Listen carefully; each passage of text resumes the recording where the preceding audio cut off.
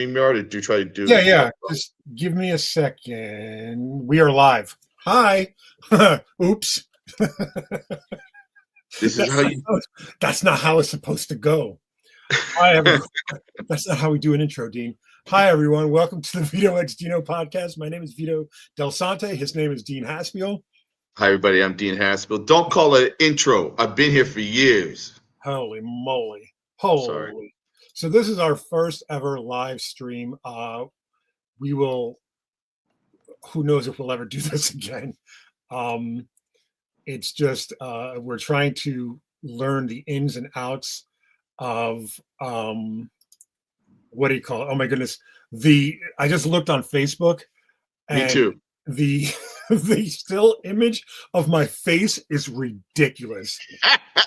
I'm going to take a screenshot because this is worth saving. Oh man. Where's and look, they're already advertising the fucking StreamYard for a $10 discount. I mean, that's fine, whatever. I don't care, but it is what it is. All right, I'm going to get off of Facebook and I'm going to stay here in the StreamYard. How are you, Dean? I'm okay. I'm kind of hungry, but I didn't feel like ordering food or going to get it for our talk. So I thought, well, why don't I have a drink because I'm a little frazzled. But sure. And what I usually drink when I do drink, which is not often, is bourbon. But I was like, you know what? I don't think I want. Hey Gary, what's up? I was like, you know what? Beer is like food, and there was a red stripe in the fridge. Yeah. So I think I'm gonna have some of this food while we talk. Absolutely. All right. That's amazing. Thank you, Gaz, for joining us over through our YouTube channel. He is over on the other side of the world joining us. So what's your excuse? You're right. Got no excuses, people. It's probably late night, right? For Gary? No, he's morning. Like it says, he's tomorrow already. Oh, he said morning. Oh, yeah. No. Wait, but who's he mourning? Did somebody pass away? No. Oh, Jesus Christ. Sorry. This is abysmal already. This will never happen. I'm workshopping my new chest face comedy right now. That's a very good question. I'm just trying to figure out, because you were talking about antimatter and doing a chest face story, and I think I said it on the show last week about doing Sergio Aragonés of him, going through. And I don't know, man. It's such a weird, funny little thing. Hey, Steve, how are you? Thank you for joining us. Hey, Steve. To my former collaborator, Tom Williams on Stuff. What's up, Tom? Thank you very much, Tom. But yeah, I just there's something to that. I don't know what it is that I just can't let go from my mind, as far as you doing chest face in the gutters and stuff, or doing the Sergio Aragonés, around the magazine. So do you think you might incorporate that into one of your stories? I would like to. I don't know how, because I'm not a cartoonist. I don't think in those terms, in terms of when you lay out a page, how much do you need from the gutter, how much, But that's not up to you. You're the writer. So if you're collaborating with an artist, the artist would figure that out. Yeah. And then I mean, maybe as the writer of the idea, it would be, I'm already thinking ahead. I just feel like if you had an A story and a B story, right? Mm-hmm. And every time you cut away from the B story is still doing some, and you make the B story an action-oriented aspect of the story, right? Right. You can keep showing what's going on while the A story is, or you start off with a mission statement like "Run Lola Run."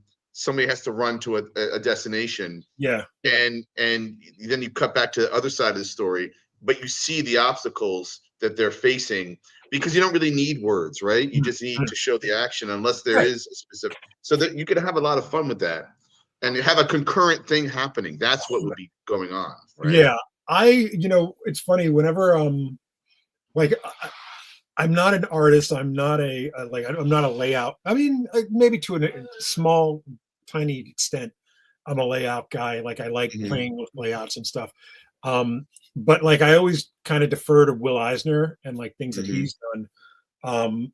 There's that scene in the first issue of the current run of Stray, which is Stray Requiem #1, where it's towards the end of the issue where I have Stray swinging across buildings, and like I actually drew that.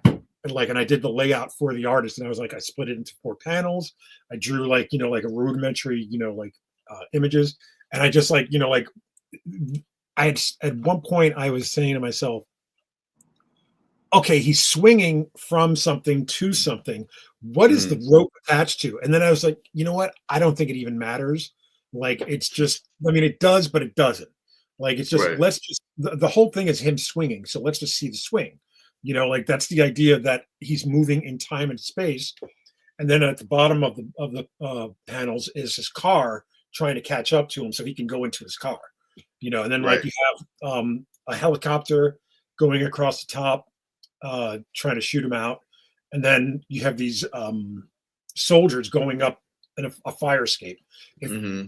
who even knows if fire escapes even exist anymore Hmm. on like major buildings, not like apartment buildings, but yeah, Right. it Right. was, and I just put in all those elements and like uh, Marcello Mueller, who did the art, like absolutely nailed it. Like Well, I remember the sequence, and I remember you. I think we have discussed that as a writer, you kind of had to work out the idea before you could ask the artist to try to figure it out. I mean, I think some writers are like, "We're going to go crazy here," and there's an idea that I can't figure out. You're going to have to right. figure it out for me. But I do appreciate when the writer, when I've collaborated, is throwing a task at me, and I'm like, "What are you talking about?" And Right. like, oh, well, this is how I imagined it would be, and then it's helpful, and either it's spot on, or you go, oh, I think I know what you meant, and then you Um, figure it out. There's two things to that, and I have a question for you right after that.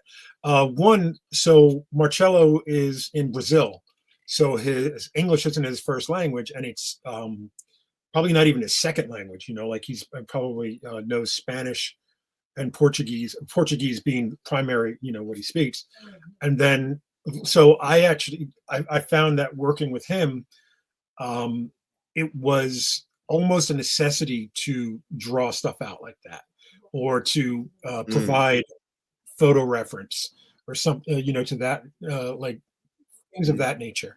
And then the other thing is, I always want to feel like I'm part of the artistic process, even if I'm not. That's hmm. why I took on lettering, you know, Hmm.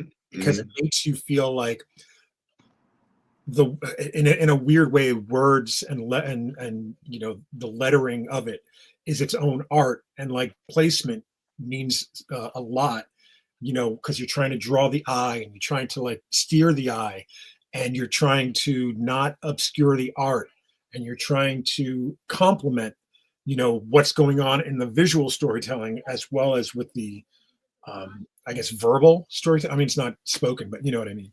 Hmm. I did want to ask you, when you worked with Harvey, I know Harvey did a lot of stick figure kind of layouts and stuff, and left you to Right. with it. Um, and I doubt that he ever did anything like himself swinging from like a rope or anything. But did he ever do anything more? I don't want to say complicated, but more intricate than just stick figures, or just Well, good question. So Harvey P. Carr, who's famous for American Splendor, and he was the writer, and he worked with a lot of artists, and he told basically his life story over 30 plus years of publishing American Splendor comics. And then we told his origin story in The Quitter that Vertigo DC Comics published.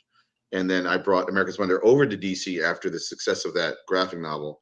But like he would deliver a script, and I have scripts from him that's largely a stick figure talking maybe to another stick figure, mm, or he might draw a chair, a desk. I think he attempted drawing a car once. really. um, but there was no panache. There was no. It would just be like every piece of paper. Do I have a piece of paper right here? Was let me just grab something. And this is what it was like. Oh shoot, there's two sides to that. That's a script. Um, What are you doing? I know what's No, he didn't. He did not type out anything. It was all handwritten. For And you juggalos out there, I'm drinking Fago Black Cherry. there you go. There you go. He would draw. He would take a piece of paper. Yeah. He would draw one line down the middle like this. So Okay. was he always going off of the like a 4-panel, 6-panel grid? No, he would do a line in the middle, and sometimes it would change to be. And I'm going to show you what I would usually get. Okay. So like, da-da-da, da-da-da, da-da-da. So for you folks listening to the podcast, because we will try to put this up on the podcast as well. Dean is literally drawing, so I apologize if you're not getting the visuals of it, but check out our YouTube channel to see it. So there you go. So what you have is an 8-panel grid on one piece of type paper, and then I did a little scribble of where he would write words, and then he might draw that. Okay. Would you indicate which characters, which and which? Oh, he might indicate like with exactly, or he might say a little kid or whatever it was, and imagine getting, what was it?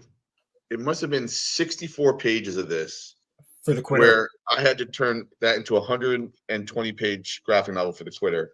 And so then I had to figure out, like, can I get a splash page in there? Which one is this? Which panel is the splash page? There were so many things to consider and think about. So in a lot of ways, yeah, sure, the artist is art directing, a lot of the script, but it really was like very challenging to figure out the pacing of that and breaking up like the 2 panels over here. Is that going to be 1 page? And then all kinds of stuff. And I remember, I think I've told this story real quick, where at one point I realized we had 8 or 9 panels on 1 page because that's just the way it worked out. Mm-hmm. And he was describing who was down the block. And there was this one panel of butchers. Like, it just happened to be that there were butchers. They had nothing to do with the story except for the flavor of the block, right? Right. And so he mentioned like this store, that person, and they all had kind of like something like about them that was like, oh, okay, I'm glad I know that for the story. But when it came to the butcher panel, it just didn't add any value. And I was like, it's so packed, this page. And I remember asking Harvey, can we remove that panel? And he got all adamant on me. He's like, no, they were there. They were down the block and they're going to stay in the book, kind of a thing. I was like, okay, Harvey, they were there. I mean, that's how important it was for him to convey the truth. So yeah. Like the question I have, like, I don't know if I can phrase this correctly, so forgive me for kind of stammering through it, but I don't see it as you regretting working with him, No. but were the challenges worth the effort that you put in? Absolutely, because it taught me. I always thought I would be drawing other people's stories. I did not feel like I could be a writer. I was not confident enough to be a writer. So, working with different types of writers, there's also seasoned comic book writers who page 1, panel 1, description, sound effect, words, and then maybe they would help with, like you did. They could maybe provide a layout if they wanted to, or they wrote it in a way that you totally understood, but you had the latitude to change it up a little bit. There are just many different ways of writing comics. I mean, Harvey didn't really write comics. Yeah. As far as I'm concerned, because he left it up to the artist in so many ways. I mean, he would, if he didn't like something, I would show him pencils. I didn't just deliver finished art and there it is. And that's the way, like he had a say, and there were examples, excuse me, of that where I had to make a tweak here or there. And usually try to do that in the layouts. Okay. But so that you're penciling for no reason. But I mean, I think more importantly, and I've said this several times, that he taught me how to listen, because he was writing people's real life stories. As an artist, you're just always looking and seeing, and there's story in that way, right? But to hear the way people talk and how they talk, right, was very important to me. I don't know, I think we've discussed this, but when I write characters, if I have 8 characters in a story, they all pretty much sound like Dean, and or I try to figure out how can that one person be a little bit different, you know. Right. Harvey, different voices all over the place That's crazy. I because of, mean, yeah, we you were know, talking about it with Warren Ellis last week, I think, where I was saying that like the game that I play with Warren's books is that I look for the Warren character, like whether it right. be Spider Jerusalem, Elijah Snow. It's always somebody that's cantankerous, someone that seems to be kind of over, not over living, but just like, oh, this is just another The year, another doldrum or something like that. it's like someone who's just tolerating the Yeah, world and yeah, that's the society, word. Yeah. you know, So just like yeah, that was always the game for me was to find that Warren character. right, right. I don't know. You know what's funny is I have a good ear for dialogue, I think, and Hmm.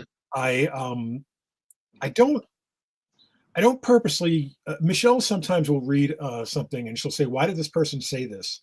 And I Hmm. explain it to her, and she goes, "Well, that wouldn't be how they answer that, would it? Would it? You Mm, know?" Or and then I have to. She doesn't give me the way to do it. She just gives me enough of right. She questions it enough for me to go, maybe I should rethink the way that was said. And then Hmm. I always tell everybody that one of the benefits of lettering my comics as a writer is that I will edit my dialogue on the page Yep. because sometimes, like, there's really only one Chris Claremont. You can't, try to emulate Chris Claremont or Jeff Loeb or any of the ones that you might admire, and kind of get that expression of a statement that they do. Basically, I can't use those big words because a lot of the times, and this is not meant as a slight to my collaborators, but I think it's more like it makes sense when I say it.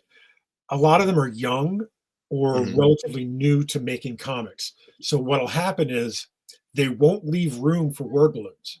Mm, And so like you have this like it'll say in the script close up of so and so or tight on these two characters because I'm mm, trying to convey tension between these two characters.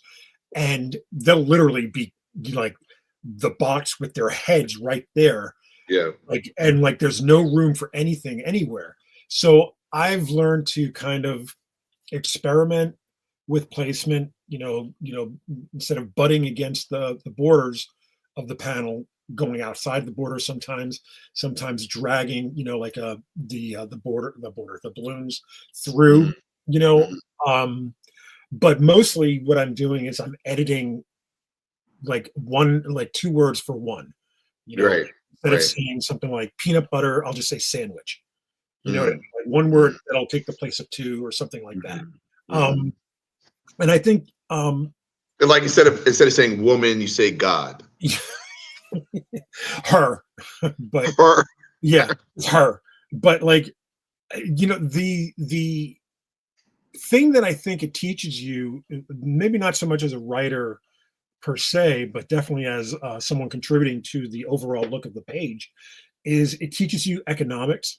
It teaches Absolutely. you exactly what can stay and what can go. Like there's a point very early on when I was doing Stray and I was editing and I was just like, this isn't going to work. This isn't going to work.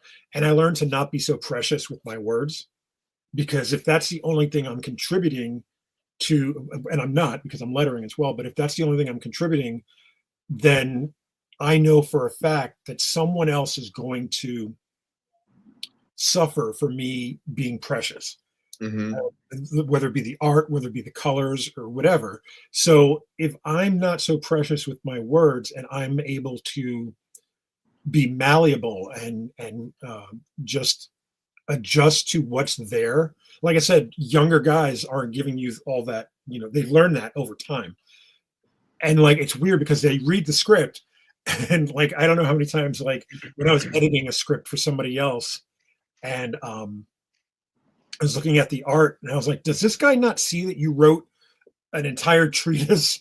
Like, Well, to speak to that, so um, when I did the Thing miniseries with Evan Dorkin and Andrew mhm, List was our editor, I believe Matt Madden was the colorist. I got him the gig. We had Tom Wazachowski, I think, lettering, which is like a lettering god, Yeah, right? yeah. It's like Todd Klein. And Evan likes to write. He loves dialogue. And there I am guessing. I'm just guessing, right? Because we didn't letter the pages. These were lettered digitally, and that's part of the problem. Right. So I was doing my best to leave some headroom, right? And even then, Tom was like, "Dude, you gotta like give us more headroom." In Yeah. fact, I'm lettering right now. Hey, Tim, how's it going? Tim McEwen joining us. You didn't miss much. Me and Dean are talking about process right now. We're like it's definitely something to go back and listen to, but we're talking about the process of basically of collaboration. Okay, Dean. So like this one has a lot of words. So I've been lettering my Red Hook comics recently for the strip. This one has a lot of words. Yeah. All right.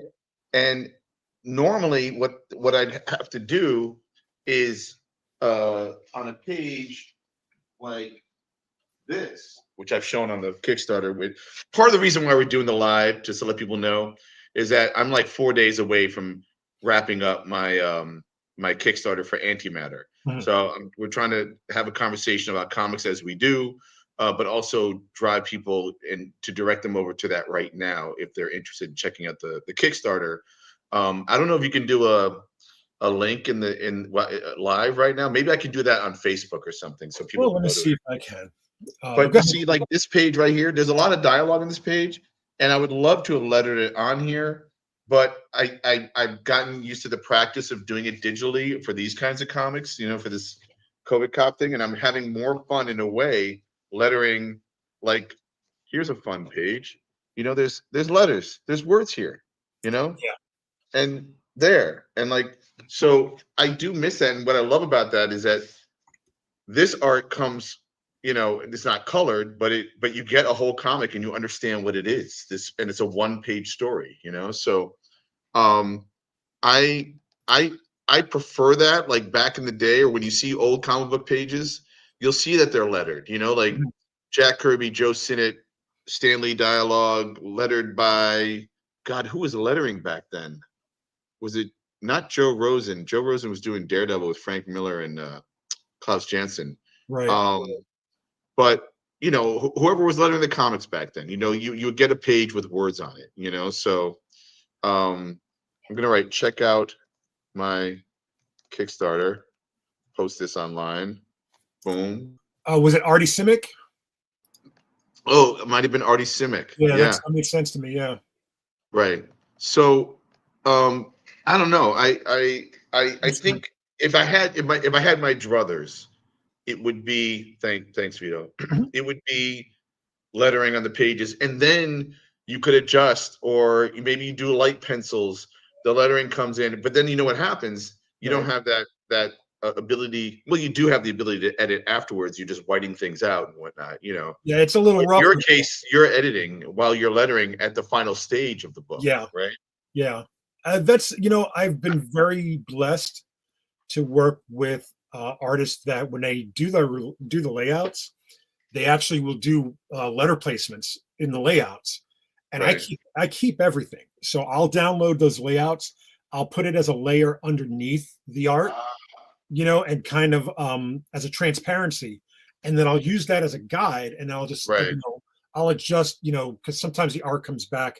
Someone changed something from the layout to the finished product. Right. But I'll use it as a guide to go, oh, okay, well, that head should be saying it there, or whatever, But like, I'm very thankful. Sean Isaacs, Brian Andon, who I'm working with on Raptorix. I'm trying to think of what's his name on Golden Guard that just did it too.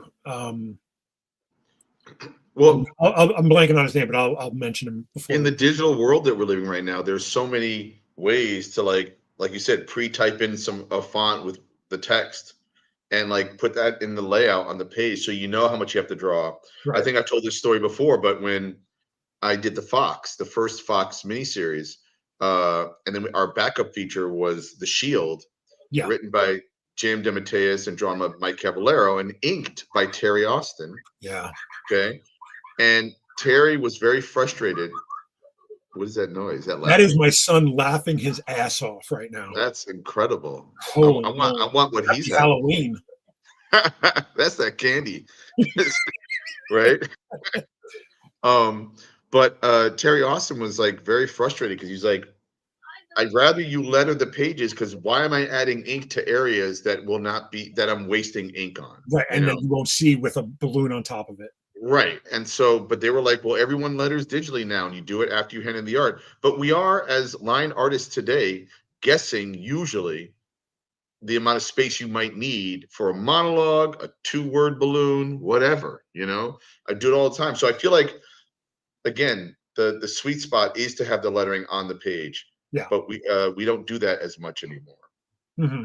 I mean, Maybe you do more in indie comics. You know, I mean, I know like Michel Fiffe lettered his pages before he inked them, you know, on Copra. Tom, when we were doing Stuck, he was lettering the pages, you know, Okay. he did them. I'm pretty sure he did those on the page itself. So like hand lettered and stuff, you know, but Right. it's, you know, it's, I feel like auteur, you know, cartoonists do that. I might be wrong, but I'm sure Paul Pope does it. I think I've seen hand lettering on his comics like THB and Yeah, stuff like that. Yeah, yeah, yeah. Greg Benton, one of our friends, Oh does. yeah. You know, like it's still done. You know, like Ivan Brunetti, I'm sure does it as well. But And like, also the artists you just mentioned, Paul Pope, Gregory Benton, there's so many artists, you know, Michel Fiffe, their lettering is part of the art, right? absolutely, Like absolutely. Alex Toth's Elise's special effects, sound effects that is, and or and Smith, as in Jeff Smith. Yeah. Does Jeff Smith letter his I'm pretty bone? sure. Hey Ray, thanks for joining us. What's up, Ray? Wait, Ray, I have a quick question. He wrote something yesterday, I think, on Facebook saying, I am no longer Ray Anthony Height. I am Sky Tiger, his company name. What's he talking about? I'm Has he sure been absorbed? I'm sure he'll explain here in a second. All right, good. I think I used Illustrator, but Tom just said, I think I used Illustrator, but if Illustrator fails, I do jump in with hand lettering. That makes sense. what does he mean fails? Like doesn't do the job or Probably like if he's not getting the effect that he wants, maybe, or if he's not okay. getting the if he's not getting what he wants out of the page to look a certain way, Sure. I would Sure. imagine that he's But there is like, you know, it's funny because like if you take really kind of like uh dude Chadwick's the other stuff. Sorry, Chadwick, the guy who does concrete. yeah, and Sakai does what's the book Sakai does? What's it called? Usagi Yojimbo. Usagi Yojimbo. Probably, you know, again, it goes with the artwork, right? Like so certain kind of like really primitive is a lack of a better term. Kind of art styles. It would look weird to have technical looking lettering, you Oh, know? sure, for sure. Shout So out to it you, bumps up Marcus. against to who? Marcus Buckland joining us. Mm. Our buddy Marcus. You know, So Marcus. when I do lettering, I always try to number one, different projects will get different fonts, only because I want them Right. to kind of stand apart from, say, Stray or something. Mm. Um, what do you call it? Also, that's my next goal, Gary. Is I'm going to try to do my own font, just based on my actual handwriting. But I always try to change it up a little bit, you know, just so Right. that it's a little different. My favorite thing to do though is my buddy Eric Bennett, who does the character Steelwolf that I actually had Stray crossover with a couple maybe 2 years ago. Right. I was I lettered his Steelwolf. I think it was in Spider Squirrel. Yeah, in Spider Squirrel, I lettered the story for Steelwolf meeting Spider Squirrel, and I used this weird Russian-looking font because the character's Russian, and I Right. wanted, even though it's in English, I wanted Right. to look like he's speaking with an accent, you know. Right. And even though the font isn't the same font that I was using, like the base font was called one thing, and then the other one was like Cyrillic version of it or Sure. something to that effect. And it didn't look quite this. It didn't match the actual Right. font I was using for the American ones, but I thought Right. that was like the charm of it. Like again, like I'm always trying to be a little artsy with my lettering. Right. I Right. don't know how well I accomplished that. And yet the key to lettering is to be invisible, Yeah, right? yeah, And you're reminding me right now of Ken Bruzenak, who lettered, Howard Chaykin's American yeah, flag and everything Howard Chaykin does.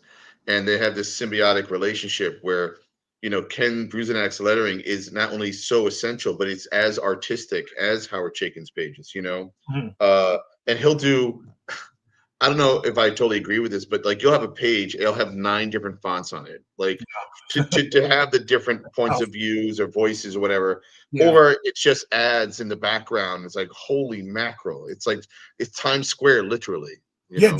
that's the benefit of doing digital lettering. I don't know if you could do that hand lettering wise. No, no, no. Oh, so I guess this is Ray's answer to your question about um, he's going by Studio Sky Tiger the same way that Prince was going by Paisley Park. Or I would say, right. So Prince created the idea of Paisley Park, right? Yes. It's kind of Mecca, right? And so I was thinking before we get to the newest comment you just posted, talking back to Anthony, maybe he's the symbol. Anthony's become the symbol, right? The Ray, yeah. unpronounceable symbol of his own, what do you call it? Mecca, as it His were, production. It's like he's. I think it's more like his production studio is his identity, and he's a part of that identity. I think that's kind of what he's saying. So if and I'm going to ask Ray one more question. So, are you familiar with an artist named Kostabi? I personally Kos. know. All right, Kostabi is famous for having, I don't know if he does this anymore, but he has 2 floors, okay?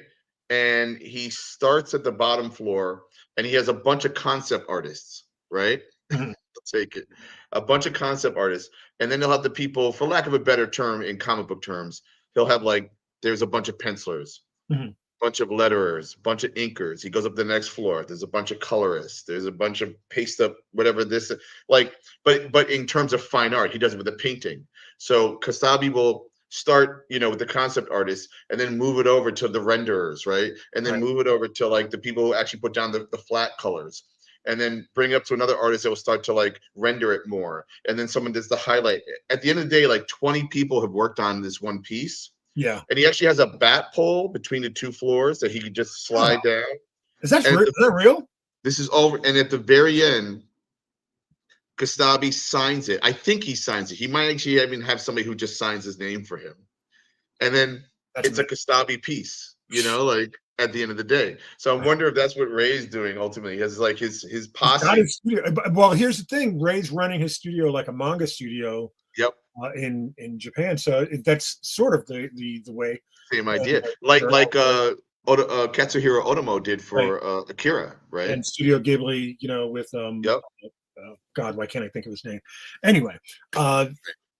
But you know what's weird? And one more thing before Mhm, Tom. What's weird is like, so he's going by his studio name now, right? But I remember the first time I saw a lettering credit and it was a studio name. It wasn't mhm. like the person who lettered it. And it could mean that the studio, they had maybe 6 letterers working on a book because it was so late or something, right? Miyazaki is that exactly who I was thinking of. Thanks, Uh, Ray. so he's using the Miyazaki pretty much, except I don't take credit for my artist's work. There you go.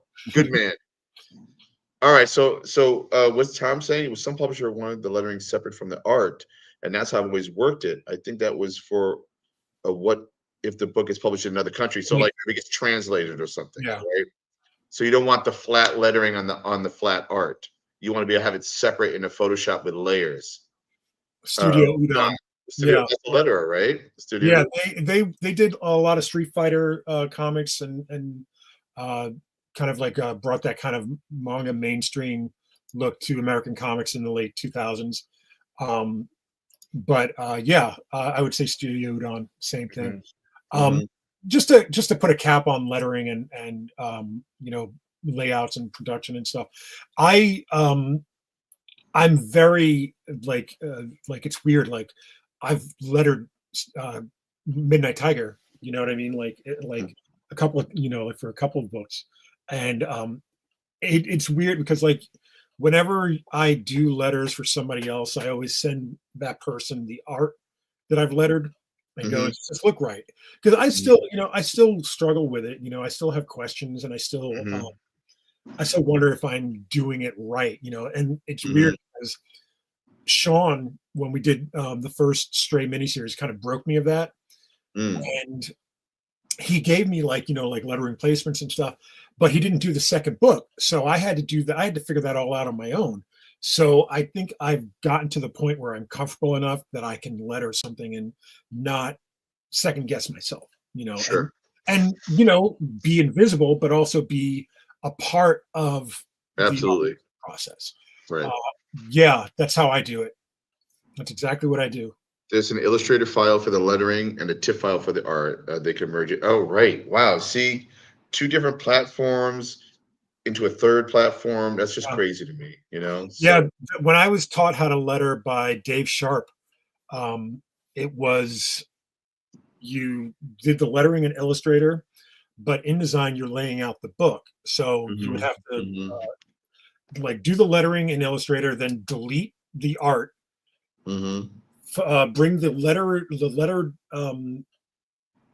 uh, file into InDesign, and then lay the art in InDesign. And it was like there's definitely an easier, and I totally skipped. It's so weird how many of the things that I was taught in my comics experience lettering class that I've broken myself of, like right, just like because it wasn't, it took too long, right, or like we were taught to use one layer for the balloons and then one layer for the stroke, basically. right, And I was like, right, why am I doing that? Just put a stroke on the balloon. And so that's how I letter, and it doesn't always give right. you like it, I have to work a little bit to get the right kind of tail on it. But hmm I don't think anybody would be able to tell the difference. every, and also every, when you work with different artists, how the border lines, right? How thick are the border lines versus how thick is the line art? Are you going for a thicker kind of lettering balloon, I to hate, basically complement the artwork, yeah, I hate you, Tom, for bringing up Quark Express, you son of a bitch. Oh my God, Quark. No, no, no, So I have a question, Dean, that's like further, like that's away from comments and stuff. Do you have a favorite sandwich? You know what? Am I okay? Real talk, Yeah, yeah, real talk. and I don't eat this anymore, not because I'm against it. Um, because my joke is I call it the breath mint. Um, it's basically liverwurst Ugh, on rye with a little bit of, I think, white onion, not red onion, maybe a little white onion, and spicy brown mustard. oh, And then I discovered you throw a little horseradish on it too. ooh. I mean, I'm not a liverwurst guy, but I do like a But that's not the sandwich I eat. I usually do Italian combos and stuff like mm, that, or the peanut butter sandwich, which is most of my dinners, you right. know. Um, and I do love a good sandwich, and actually down the block, because I'm in a part of the Yeah. Carroll Gardens area, it was formerly more Italian, Carroll Gardens, Borum Hill, and Red Hook. But there's a delicious mozzarella sun-dried tomato with fresh garlic, basil, a little bit of oil Yeah, drizzle yeah. on a seeded, I wouldn't even do the oil. I do do you get balsamic vinegar on it? Balsamic's good too, Oh, but you know what? I realized I love balsamic, but it sometimes can overpower and dominate the flavor, yeah, but I like a balsamic with a fresh mozzarella, Oh yeah, like so I good. hear you, man. My go-to sandwich in New York, because you can't get it out here because it's not the same, and you'll understand why, is an egg bagel with chicken salad, Mm. uh, spicy brown mustard, and Swiss.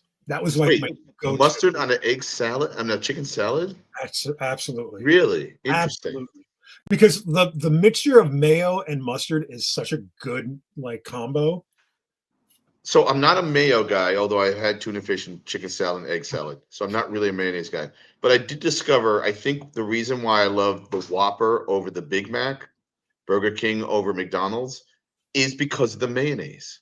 So you get your burger, right? Yeah. And you have your lettuce, tomato, onion, ketchup, and that's just your burger, right? Mhm. But it's that little bit of, I don't think it's the special sauce. I think it really is just a little bit of mayonnaise, and that makes the difference, you know? Sometimes you got to watch because sometimes these bastards are trying to pass off like Miracle Whip for Right, mayonnaise. It's not the right. same.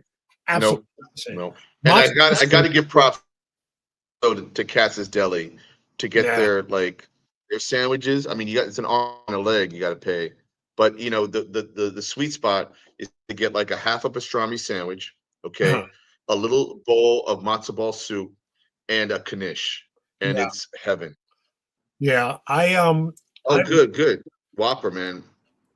yeah, I like if I have to make a sandwich at home, I like a honey turkey, like a honey maple turkey, which is two different flavor profiles with the turkey. Mhm. Um, Swiss cheese. I love Swiss cheese on a sandwich.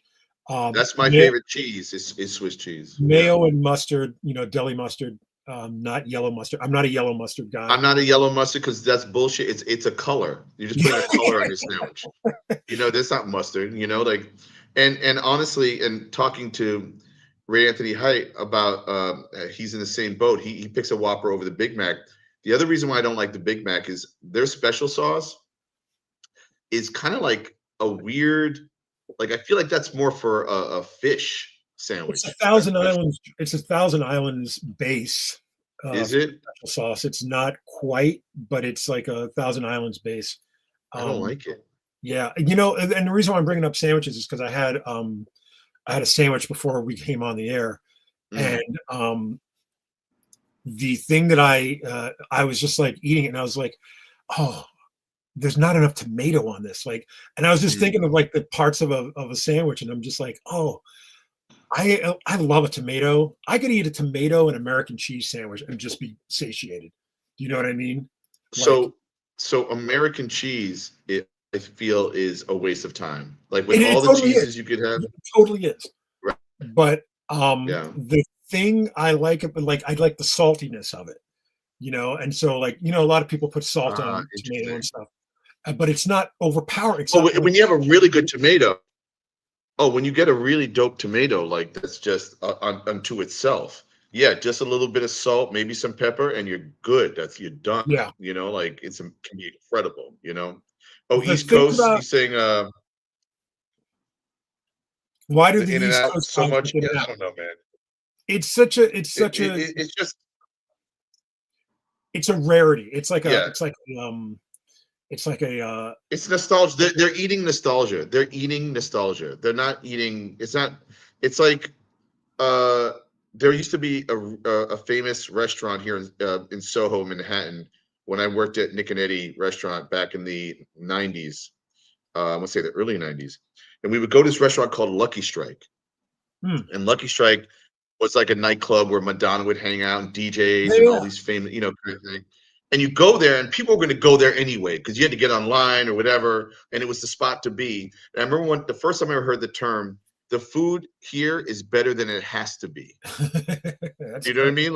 Yeah, yeah, Like you're going to buy the food anyway, but the food was actually really good. right. Like, and because it was a scene, and then there was oh god, what was the other place? There was so many of those places. Mhm. I don't know what the current places are. I'm sure they still have these kinds of joints. You know, Um, the thing about living in New York is that restaurants and diners and like just the stuff, the guys on the corner that are just like an Indian restaurant, or just like a basically a window and then you walk in, is mhm, that they're so nuanced from one block to the next that mhm, like even the delis, like mhm, the thing that we Michelle and I like, I think she got this from me, but I don't. I'm not going to take credit for it. But the thing about New York is that we know how to slice ham. Like here, ham is too thickly sliced. Even when you say thin, it's still too thick. you mean And in Pennsylvania? Yeah, and so whenever you ask for like thinly sliced, like Yeah, it's an art almost, because like you can get so much more with like a thinly sliced and get that nice taste yeah, that they over here they wreck it. They call yeah. it ham, and they'll like like just like get like shreds, and it's like it's not No, quite the no, same. no, no. Um, Mark is saying that the Big Mac sauce is a crappy copy of the Big Boy Well, sauce. which I guess is like Bob's Big Boy, like the Yes, I've never had that. I never had yeah. that. I don't know You know, why. I've never had a Shake Shack burger. Really, Yep. you don't want to wait in line. I don't wait in line for a burger, man. I get that. I've Come on. had them. Uh, they have a really good mushroom one, like a vegetarian option. That's really really good. You don't like mushrooms? No, no, no, Oh, no. I love mushrooms. I All right, love. so Vito, check this out. Yeah. Um, so I'm looking at my Kickstarter. Hmm. I'm refreshing it, and I was at 260 backers. I'm now at 262. We've accomplished our goal. I We can mean, go home now. No, no, no, we got to keep going. we can We we gotta can keep we can Pack it up. But you did cross your goal. Like you made your goal and then some. So that's always I made the goal, but as you know, sir, I would like 300 times that goal. well that. But there's also, the whole thing. If anybody's watching this and they've never backed a Kickstarter and they're like, oh, I'd be interested in bagging Dean's Kickstarter. Here's the thing about Kickstarters is that they do take money off the top, um, and it's like it diminishes somewhat your how much you've taken in, like your input. Not input, like What did your they take? 5%? some five between 5 and 10. I want to say it's like 7, but I don't know Okay, exactly. okay. Um, but the problem is, if your goal is 9,000, and say you make your goal, so you make $9,001, and then you've budgeted everything and you've um, kind of prepared yourself for the $9,000, Hmm. 5%, according to Ray. Thank you, Ray. Thanks, Um, Rick. but according, like, once then you're getting 5% taken off of 9,000. That's $450 or something, right? Give or take. Yeah, My yeah. math is, crappy, Sure, but sure. but that's why we always try to make more money. So that way, when that 5% comes off, you're still in the black instead of in the red. Well, And I was trying to be realistic. I know for a fact that the 9,000 is mm, not going to cover the 3 or 4 months it's going to take me. I'm going to try and do it in 3 months. I would love to do it in 2 months because, like, let's say it, like, if it was only 9,000, right? And I'm sorry to talk money here, but this is part of our conversation, right? yeah, About 3,000 of it is going to be the printing costs and shipping and handling. Okay, so that'll be about 3,000 of it, I think.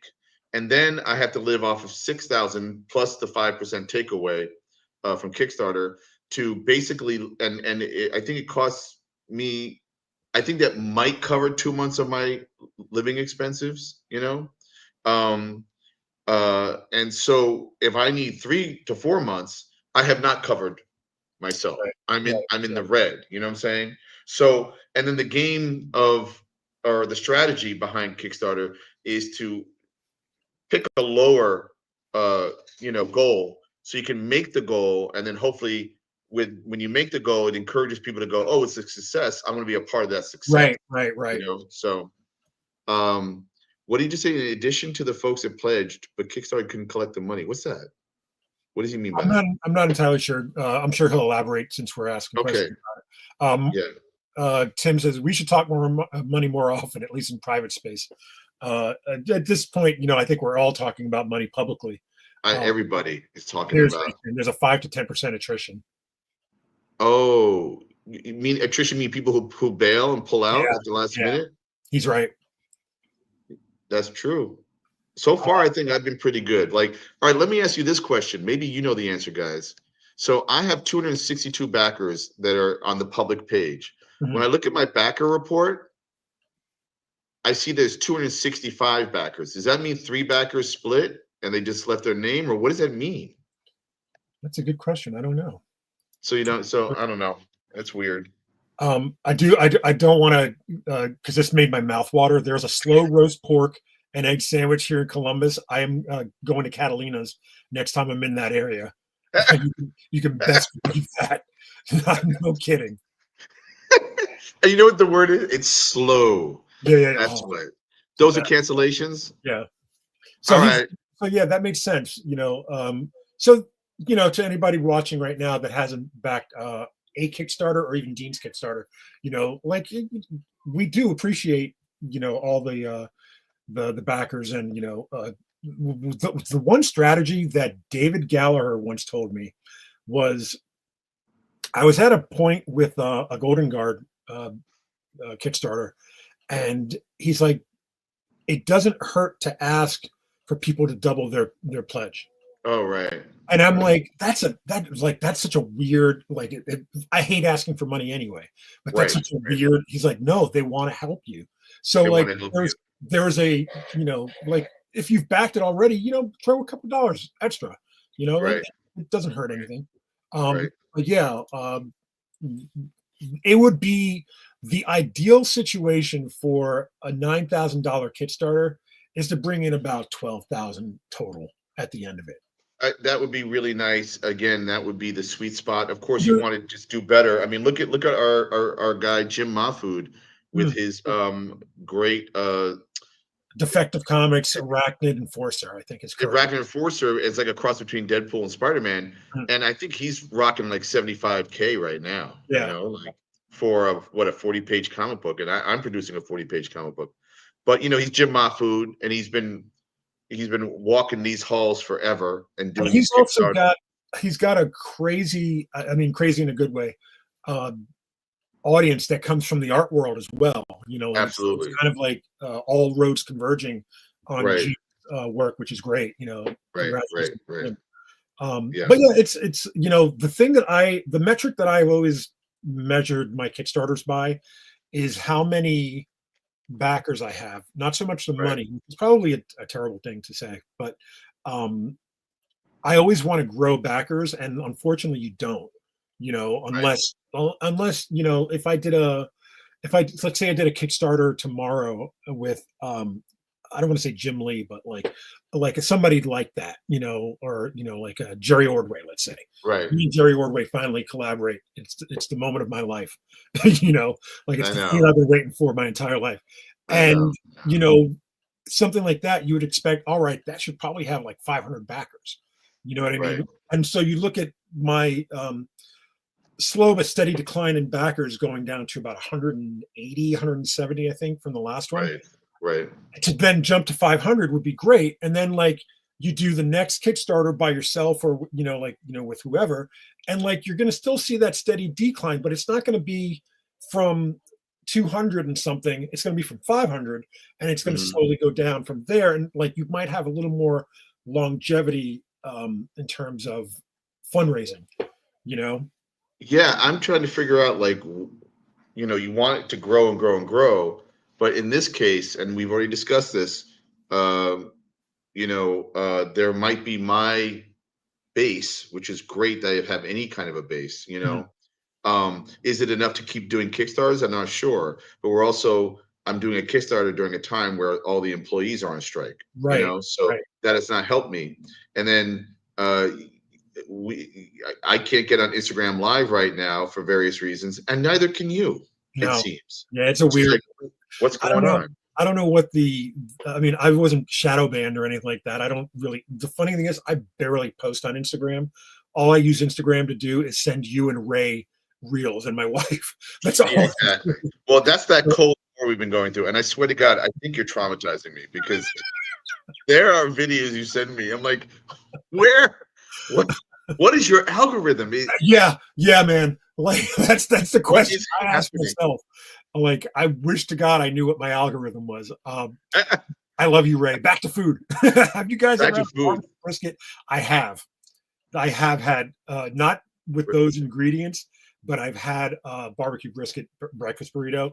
Oh my God! I just burped reading it. Just reading it, I burped. Pico de gallo. Oh my God. Oh, and see, Ray knows about the videos. I don't Ray. traumatize Ray as bad as I traumatize you. I, Ray, I send like funny hood videos, maybe right, because like Ray grew up right, in Compton, and like right, I'll go right. like stuff like that. You, I send people literally pooping themselves, if not You sent me. worse. I rarely would say this word and describe myself with this word, but I feel like a victim when you send me. Like I am a victim. Okay, I need help. That's so good. I'm glad. You're welcome. All right, so let me check my antimatter, see if it's going up. One more. I hate to keep doing this, but this is part of why we're doing this live. It's still 262, but still we got two more. That's pretty awesome. Yeah, that's So great. we want to do that 'Cause- thing we do at the end of our Yeah, episodes? we're gonna Or do that, but okay, before we do that, I want to open up the uh, comment section and say if you guys have any questions, about anything we've been talking about already right. or about anything else, feel free. Uh, blink if you're in danger, Dean. Marcus told you. Awesome. And Yeah, and Steve, yeah. I don't know. Do I want to go then do an Indiegogo? I could maybe, but I feel like I'm I say I feel like I've already been begging and telling people about it every day. Like then I'm doing it with an Indiegogo, unless I did it like 2 months later or something, right? right. Like take a break from it and then Well, maybe the do it other, for a week or two, right? Maybe do it yeah, for a week or two, see what happens, right? yeah. That's a All rough right. that's a rough I feel weird asking for money like that. But You mean two times yeah, like yeah, that? like double dipping. Yeah, Yeah, I don't know. yeah. But yeah, Um, we're gonna do our verses. We're still in our okay. writers category. If We're you gonna guys veer into artists uh about four in, depending on how long this goes. Yeah, So and if you um have any questions, feel free. We will stop what we're doing to answer your questions. oh, Um, absolutely. Like if you have questions or want to talk about, I mean, I guess I assume the people watching this already know uh wait, if you can get it, why not? Oh, you mean the extra double money dip, yeah. on the double dip. But so I've got this Kickstarter called Antimatter, and it's a one-man comics anthology featuring my uh personal pantheon of protagonists and paramours of characters like the Red Hook, Chestface, Billy Dogman, Jane Legit. Oh God, who else is in there? Hold on, let me look COVID at my cop, COVID cop COVID is a good cop. story. Right. And AI Joe will be in the comic. And it's 40 pages, all brand new stories. A lot of people I think have thought that this is a collection of previous No, stories. this It's is not. this we It's knew. all brand new, which is one of the reasons why I got to take a few months to produce the damn stories. Uh-huh. Usually I like to try to have as much done before the campaign or during the campaign, but in this case, I only have about a third of it done. So we got breaking news. Yes. Mm-hmm. I have a story, chat, okay? See, once upon a time, there was LeBron James, and LeBron James was born in 1686, and I said so, okay? All right? And with LeBron James, there you do. I'm telling a story, okay?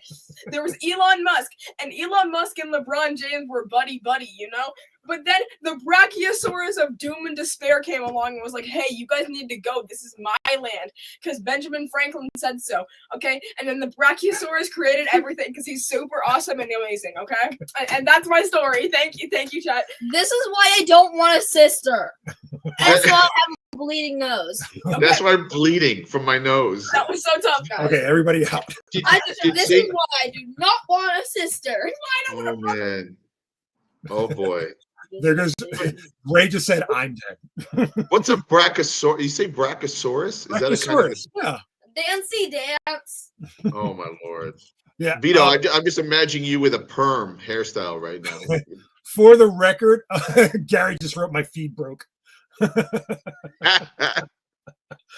For the record, they did go trick-or-treating earlier, and so yes, they've had some candy. Oh yeah. Steve, I just want to reiterate that when you guys have these process discussions, I walk away with incredible inspiration. Thank you very much. Also, Dean gives a hell of a pep talk to a wannabe creator. Thanks, Steve, man. Thank you so much. Me and Steven had a really good talk at Baltimore Comic Con. He was hanging out at the table. Good.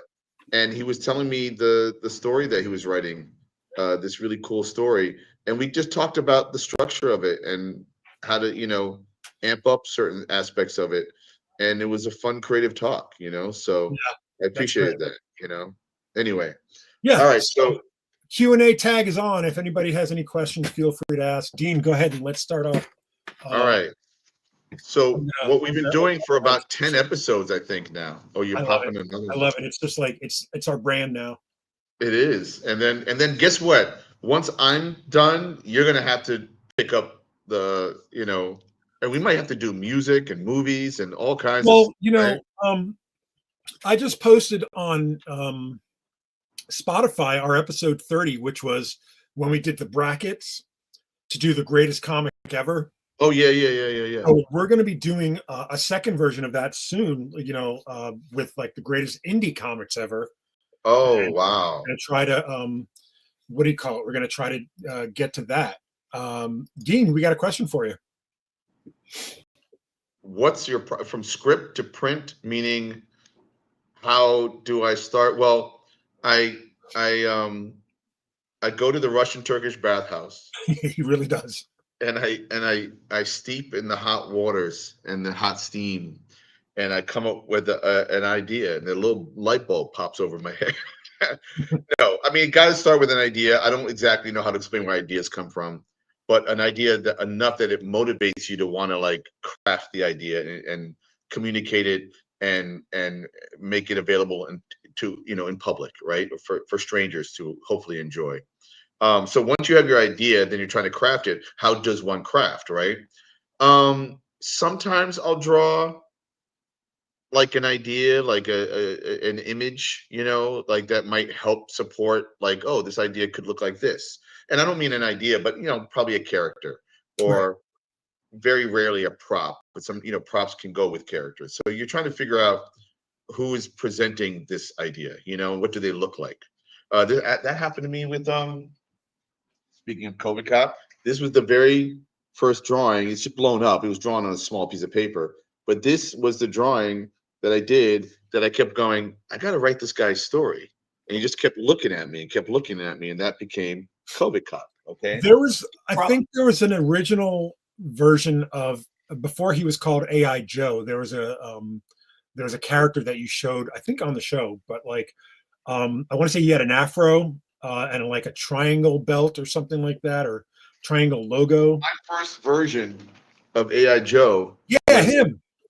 Basically like a black OMAC, But like look at that chest. do you understand that whenever I I sometimes will go, oh man, I really want Dean to do that guy's story. Like that is such a great image, like, to me. Thank you. I appreciate that. Exactly. We have to do it from the Russian to bathhouse. When you come to New York, Vito, we'll do a live YouTube from the bathhouse. I got to be in the bathroom, of course. So this character is just sitting here, and I kind of have a thought that I might activate him in maybe the third issue of Antimatter. Oh, cool. So I might try to tell the story with that character, because the design is cool, Yeah, so it's so like, I think about that character like every time we do our show. Weirdly, right. like, I think about, like, and you know how I am with characters. Like, Oh yeah. But you can't stop. You can't help yourself. You keep inventing them. I actually stopped this week and said, all right, I have enough for this universe that I've been trying to populate. Right. And I think I mentioned it last week, but I'm actually working on my own anthology of characters, and it's going to be 40 pages, 32 pages of story, so 4 8-page stories. Nice. With like a Marvel Universe DC who's who of characters at the back. And like, I was talking to Matt Major last night, because he's kind of like my publishing partner, and I was like, do I want to do this, or do I want to do this one shot first? And he's like, I really want to see that one shot first. Right. Right. So I'm going to do this one shot, but I started writing the anthology anyway. Right. And that's probably true, Ray. We just, you and I have done that. So we got to get. So Ray just said that Yeah, Ray just said that for the audio that he felt like if he sat next to me and Vito at a show, he wouldn't sell a thing because we'd be talking the entire time. Yeah, we would be, but you know what? It might sell comics It's actually. true. And then Tim said he wants to sit at a table next to me. That's really kind. Oh yeah, the photos from the last month have been awesome. I mean, those were back-to-back Comic Cons, Yeah. and sometimes I try to take advantage of New York City, the space that I live in, even though it's impossible to afford. So like, I try to do my best to put that stuff up online. Although I do start to wonder, why are we putting things online? Why are we doing this? And I guess it's because we like to connect with people Yeah. like Ray, like Tim, like everybody we've been talking to tonight. That's part of what we do here. And the same thing what we do with our work. So, but to finish the answer to Ray about my process to print, I mean, basically an idea. I think I might do a drawing, but honestly, a lot of it is in the script. Like I write full script. Okay. When I've done some projects where I might lay out the comic first and I'm just visualizing and visualizing, and the words will come later. And in some ways, I feel like that's more pure comics than writing from a script. I think pure comics is just trying to thumbnail and visualize the comic, the layout. And that's not trying to take away from the writer who only writes, when I say only, of course, it's a lot of work, but comics are a visual medium, otherwise write a book, prose. So when I've done, when I've been, what do you call it? Had this eureka moment where I was like, oh, I think I know what the sequence looks like. That doesn't always happen, but I love when that happens because I feel like that's pure. So I go from script, then I'm laying it out, and then pencil, inks, lettering, coloring, blah blah blah to print. And like I said, I do miss when we would letter pages on penciled pages before we went to inks. Because I do think having those words on the page is essential. On the original art for people who still make original art that is on paper. So that's basically the process. And I'm guessing Ray Anthony basically does the same process, except he has like 900 people drawing and writing for him, right? Like that's what's happening. But still. All right, who's He our just first puts his name on it. Yeah. Who's our first verses that we got? All right, so explaining verses really quick. We picked two people who are like-minded, or maybe not necessarily like-minded, but would be a good argument to fight. Have a 1,000. Have a not a debate or a battle, but if you had to pick one, we have to pick one over the other. Which is sometimes impossible. And we explain who these people are and what they've done and what they mean to us, right? Yeah, we've only had two stalemates, and one of them was with you with Marcos Martin and I think Javier Polito. And so. The other one was with me trying to pick between Mark Wade and Kurt Busiek. Right. It was just impossible. And there might have been one or two others that are just like, and these are me kind of trying to create these little discussions through Yeah. verses. All right, so the first one, Denny O'Neil versus J.M. DeMatteis. I think you can speak to Denny as well as anybody, just because you grew up with his son Larry. Not grew up, but you and Larry were in the same studio when you were young. Oh, we worked with Chaikin and Simonson at Upstart Studios. I was 17 going on 18. Larry was 18 going on 19. And we wanted to be cartoonists. Larry went on to work in film. He kind of abandoned comics in some ways, but he still enjoys them. And his father, Denny, I lived in Denny's Soho apartment because Larry inherited it. And I was one of the roommates in the same apartment that Denny wrote. I believe, I don't know if he wrote Green Lantern, Green Arrow there, but he definitely wrote like his Iron Man, and he was the editor of Batman and all this stuff, until he moved to Nyack, New York, I believe, is where he lived the rest of his life. I've been to Nyack. Yeah. My favorite painter lived in Nyack, Edward Hopper. Was from Nyack. So, and Denny's famous, oh my God, for like, I think he hailed originally from journalism. Yeah. And he was basically, if there's Stanley and Jack Kirby, there's Denny O'Neil and Neil Adams, right? and they did Green Lantern, Green Arrow. Denny also wrote great Batman stories. Did he create or co-create the oh God, who's the character in Batman? She's an older lady. Oh God, like in a church or something, or am I getting this wrong? I feel like he created. Well, he created Ra's al Ghul, Yeah. if that's how you say it. A ton of characters. Look him up. Denny O'Neil is a legend, and then yeah, The Question. He did a great run of The Question with Dennis Cowan, which was awesome, and he made like The Question very zen in some Leslie way. Tompkins. Leslie Tompkins. Yeah. Thank you. Who I forget. I think she Thank you, Marcus. went to church as a social worker or something. She was a doctor and she had a clinic. Oh, okay. All right. But yeah, Denny, great writer. He wrote Spider-Man. He was writing the Spider-Mans that I was reading when I was a kid. James DeMatteis, oh my God, another guy who's super socially conscious in his work. And I've collaborated with him. He's from New York too, isn't he? He lives in upstate New York. Yeah.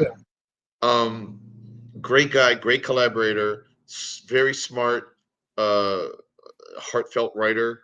And he, like, I'm trying to think, he's done lots of independent work. He recently had like a Kickstarter series of like the first issues of ideas that he worked with artists. He did 4 single issues. I forget. I think he might be called the DeMatteis verse or something like that. Yeah. You know. He worked with Mike Cavallero on Savior 28, an original character they created together. Also worked on Spider-Man. He worked on Spider with Craven's Last Hunt. Yeah, it's a famous story of his, which is amazing. He also is probably, it's arguable, best known for working with Keith Giffen and Kevin Maguire. Oh my God, on Justice League International, which is Justice League International.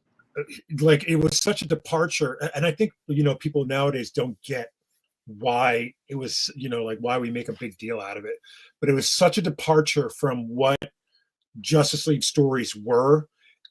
It became like a sitcom, like even though Batman was still kind of shadowy and mysterious, and Black Canary was still a martial artist, but and Martian Manhunter, I think Martian Manhunter in those stories really became the anchor of the Justice League that we know him to be. Like, I think that came from DeMatteis and Giffen's run. Right. The thing about James DeMatteis that I have to bring up, yeah, that's a really good point, Marcus. Marcus says it made the gods feel human, which is exactly 100% correct. James DeMatteis, remember a couple of weeks ago, I said that I had a sheet of paper that I keep by my desk that has a quote from Dan Goldman and a quote from Greg Rucka. Well, it was also a quote from James DeMatteis that he wrote, for all you writers out there, write like it's the only story you'll ever write. And I keep that, that and the Greg Rucka story and Dan Goldman's quote to me, all right here, like, because it's great advice. And I think for that alone, and for as much as I love the Justice League International, Craven's Last Hunt is one of the most perfectly plotted and written stories. Never mind Spider-Man stories. Like, shocking, scary, and not like. And the thing is, like, you don't necessarily want to compare apples to apples. Like, you don't want to go, well, let's look at one of Denny's key Spider-Man stories and compare it to Craven's Last Hunt. Oh yeah, no. I don't think you want to do that. No. I think, though, like, if you were to compare anything to Craven's Last Hunt, from Denny's side, it would be his Batman work, but I feel like Denny's Batman work really, I want to say, took off. It would have to be the Bride of the Demon stuff, like with Ra's al Ghul and Talia and that whole stuff, that whole thing. I think that would be the probably the best comparison to Craven's Last Hunt. And I still think Craven's Last Hunt is better. Right. To me, just like, it resonates so much. So for that, like for Craven's Last Hunt alone, I think I would pick James DeMatteis. You pick James DeMatteis. So I'm struggling with this as well because my allegiance Yeah. thinks it should be Denny O'Neil, but like you said, and in a way, I keep looking at those however many issues it was at Green Lantern, Green Arrow, where he literally broke ground. It was almost like, when it literally we went from the 1960s to 1970. Like it became like neo-realistic, gritty, kind of like political. I mean, they talked about racism, they talked about drugs, That's what we do, right? We rip the baby in half, just like you said. It's rough. It is rough. And I've worked with Jim and I love him, and I would almost say that he is an acolyte of Denny O'Neil in that way. Absolutely. I would say the same. Hard traveling. Maybe not directly, but but it's like we were saying about that one, like there's the Kirby school and then there's like the Neil Adams school kind of, right. Like, and everybody like to me anyway, everything falls in between there. And I think I would okay, listen, this is why I'm also maybe thinking O'Neil, because he was the editor of Frank Miller on Daredevil, and editor, he was a great editor for so many comics, like, and so that was another way to contribute to his oeuvre, as it were, so God, it's so hard. And I'm gonna have to say Denny O'Neil. I mean, because he broke such great ground, but like James DeMatteis, took the baton and ran with it. Absolutely. So again, almost impossible to answer. But this is why we discuss these things. Yeah, and like I said, like and like we say at the beginning, whenever we do this, we're not saying that the other person sucks or anything like that. It's just like how if you had to choose, desert island stuff, like my God, I'll take Craven's Last Hunt, right? Like just like kind of pour over the details of it. And our good buddy Neil Clyde, I believe, wrote the novelization, the novelization of Craven's Last Hunt. Yeah. So, yeah. All right, next one up. This is less difficult, I think, is Bill Mantlo versus Doug Moench. Wow. And they don't even write like each other at all. No. I'll explain why I did that. It's because when I started to first read comics, I think Bill Mantlo was my writer of the Hulk. Yeah. Okay. And Doug Moench was writing Moon Knight. And I know he'd written other, they both wrote other stuff, but I remember clearly Bill Mantlo's, Hulk, Doug Moench's Moon Knight. And Doug Moench's Moon Knight was okay. And then this guy, Bill Sienkiewicz, like suddenly switched his artwork. I think the story is called Hit It. And it was like about, it had incorporated jazz. And suddenly, like, what is going on in this comic book right now? Like, this is crazy. And that was in Moon Knight.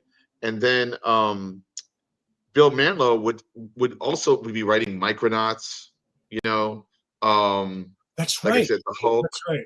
He co-created Rocket Raccoon. This is an easy one. I don't know. Who would Ray pick? I feel like we can debate, either one. Mantlo created Rocket Raccoon. He created so many of those. So Doug Moench, and this is going to come up soon, had a really interesting run on Batman with Kelly Jones. Yeah, which Crimson is pretty Mist, awesome. Red Rain, all those Batman vampire ones. Yeah. He was instrumental in the Nightfall storyline, which is when Batman got his back broken. I don't believe he created Bane, but I believe like he probably fleshed him out more. I never liked Bane. I don't get Bane at all. At all. Yeah. I don't get him. Anyway, but I don't know, because like in some ways I feel like Doug Moench, without doing a deep dive, like might have been more visceral, and Bill Mantlo was probably, just he was good enough to turn out a monthly book, right? And he probably had fun with, took some campy swings, Mhm. with like what is it, the UFOs or whatever that the Hulk fought, and Nightfall was a big deal for Doug, says Anthony.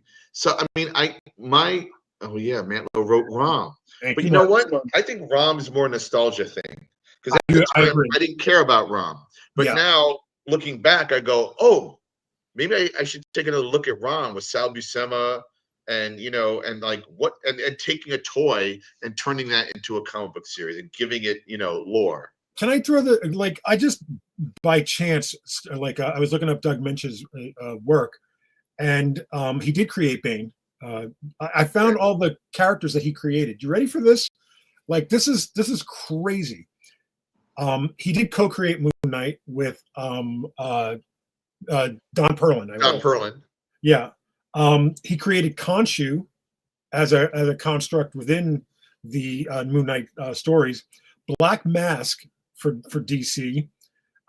Deathlock he created With Rich Buckler. Yeah. You see, Harvey Bullock, Colleen Wing, Scarlet Scarab from Moon Knight, Death Dealer from what was it? Not Iron Fist, but Shang-Chi. He wrote Shang-Chi. Doug Mensch and Paul Galassi. That's why I'm going with Doug Mensch, because those two created absolute magic. Yeah. Absolute magic. That's my pick. And Gene Day.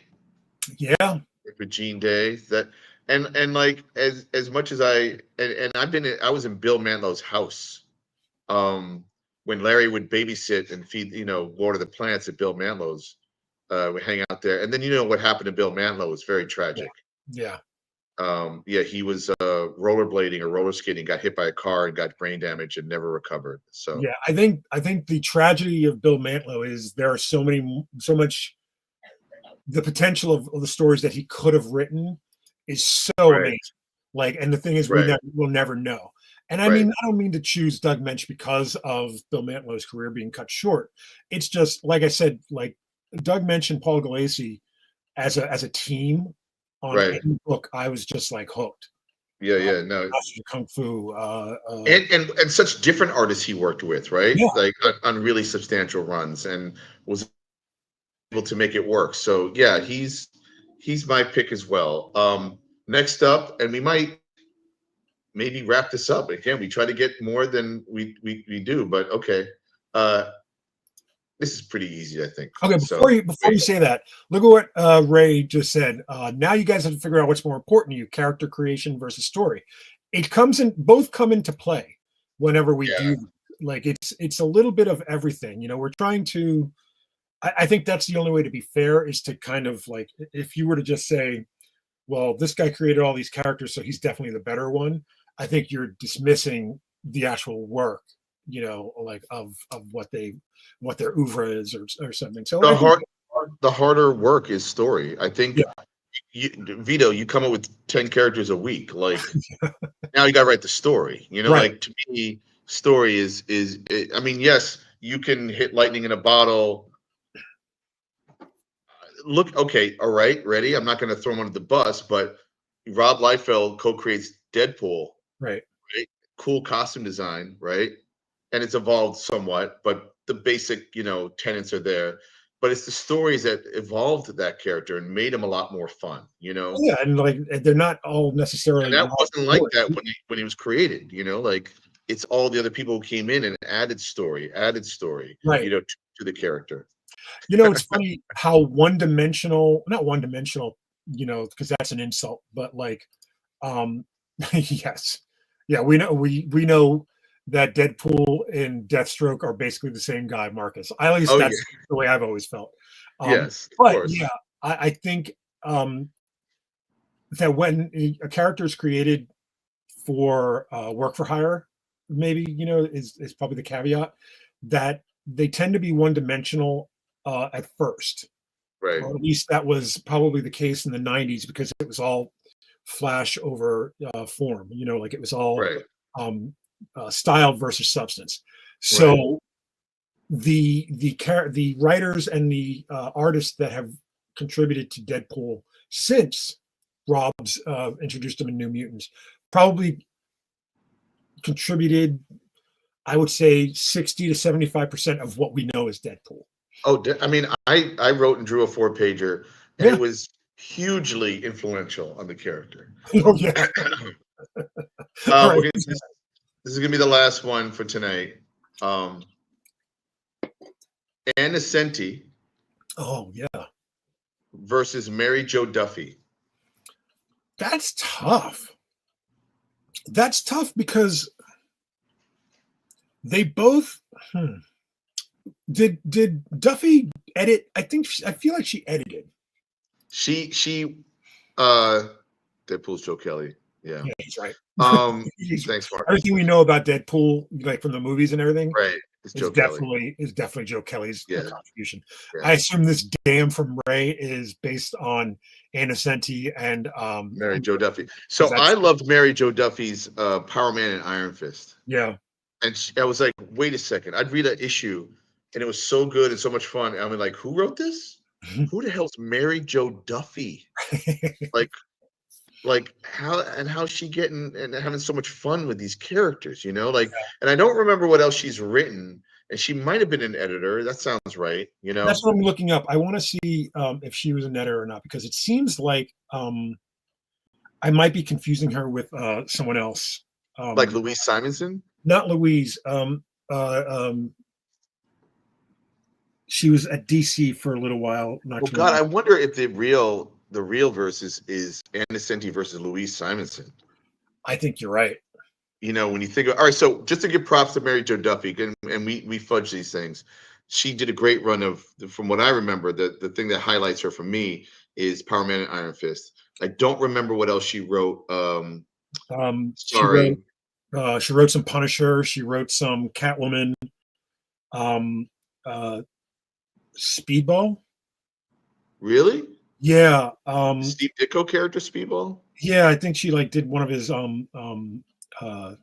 arcs or something. Yeah, like one of those miniseries, you know, in between. Okay. She wrote some Star Wars. Oh yes, that's right. Yeah. She's written Cap.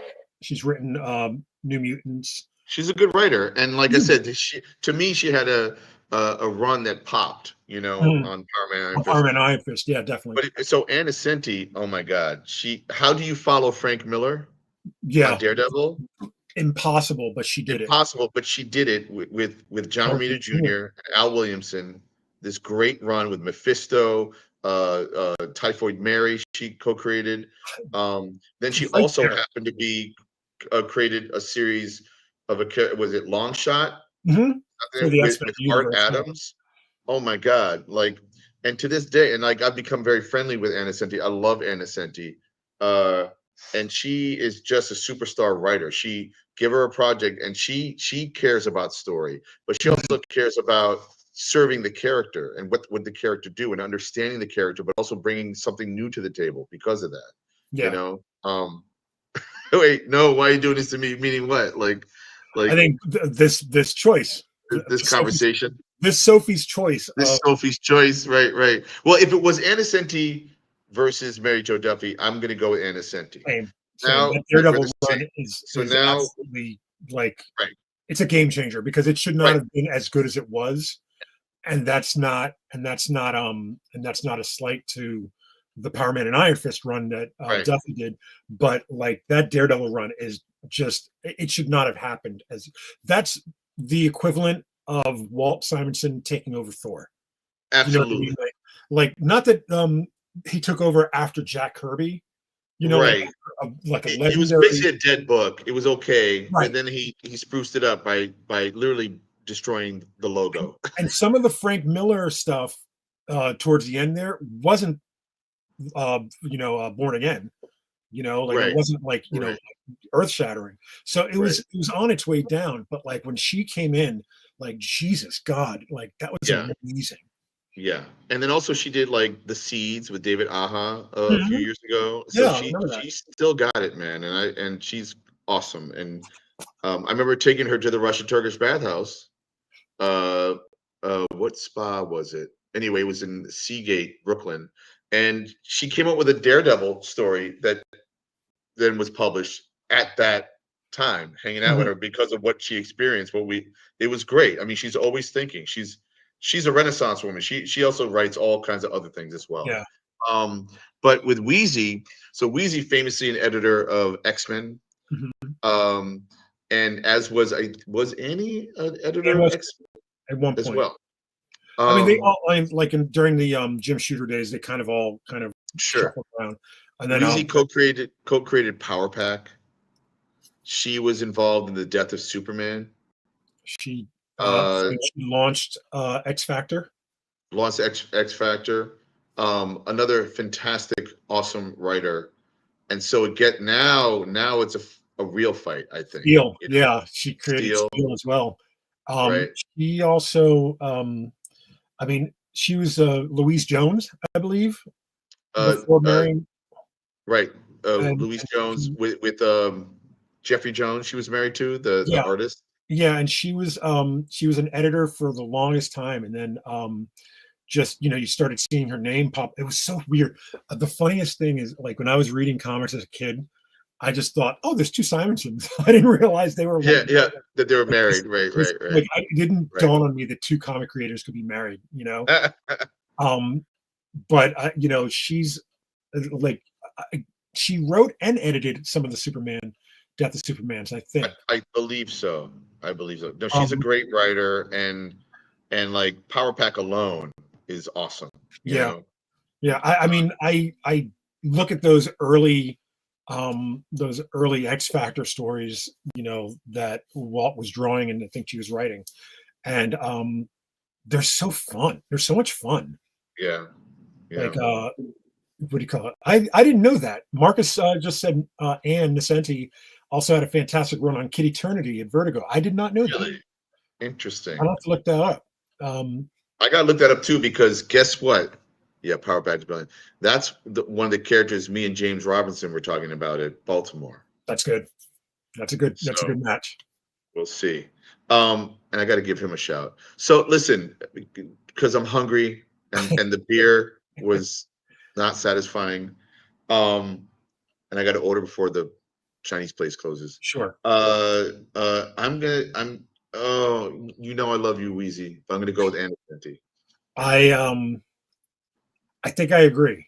I like on all parts. I think that, again, I keep going back to that Daredevil run. That Daredevil run it's like, I don't know whose idea it was to put that team together and to do those stories, but I don't, like, the women in comics don't get enough credit, because a lot of times they are. I think Denny was the editor. That makes sense. I think Denny was the editor, Denny O'Neil, to bring it around. I don't think women get enough credit, for doing, the guys, the guys' game. It has nothing to do with that.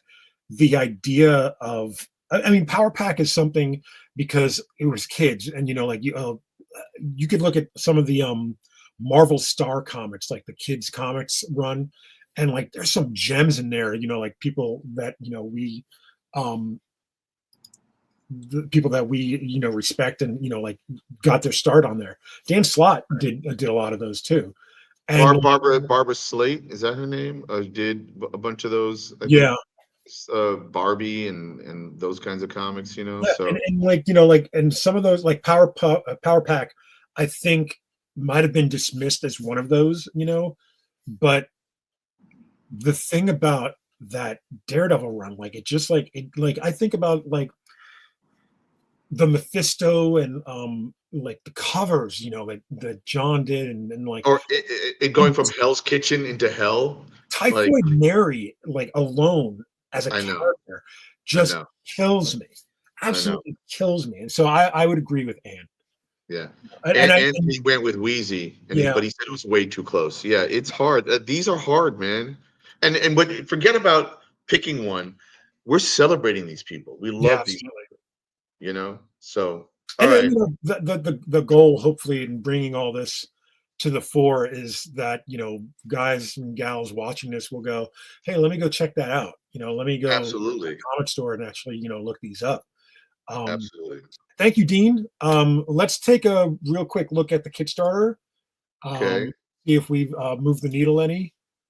My refresh is going, and we have 262, right? Okay, we're still holding steady, but Yep.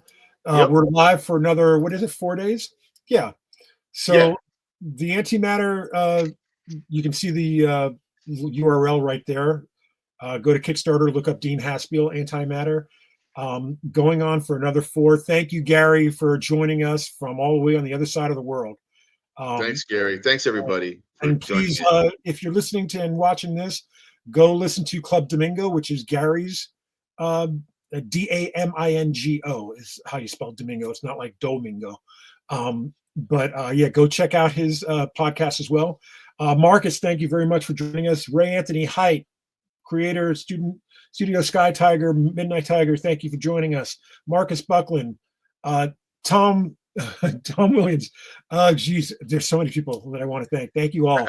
But thank Dean, thanks, thank you very much. Thank you to my kids for coming in and telling you a crazy story. Crazy stories. Tim McEwen, thank you very much for joining us. We'll be back next week on our regular, thank you, Steve, our regularly scheduled program. Until then, thank you, Dean. Have a good night. Yay, yay. Yay. Thank you very much, everyone, for joining us live.